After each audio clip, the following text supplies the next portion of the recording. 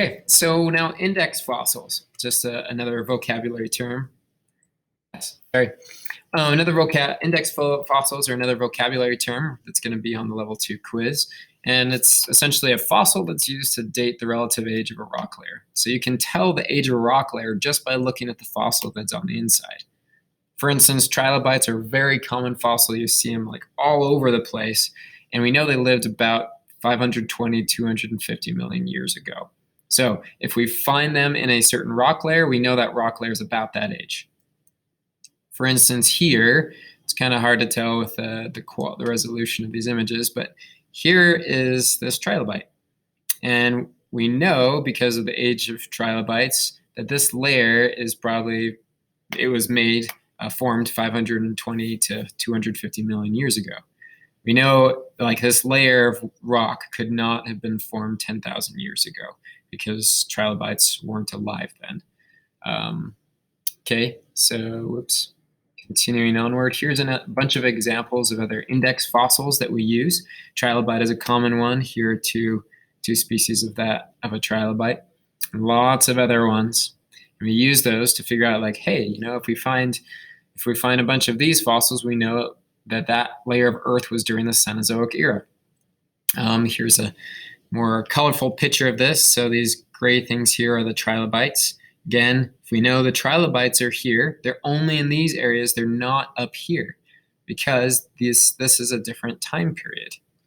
And then you have these things, they're called brachiopods, and they're only in a certain time period. And then these ones are ammonites, I believe, only in a certain time period.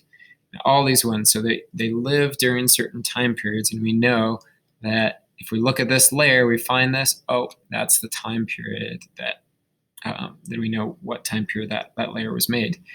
For instance, if we find a dinosaur that is in that layer, then we know, oh, if it's in the same layer as this index fossil, we know about how old that dinosaur is. So some more examples here is that you can use index fossils to figure out the age of layers of Earth that are on different continents.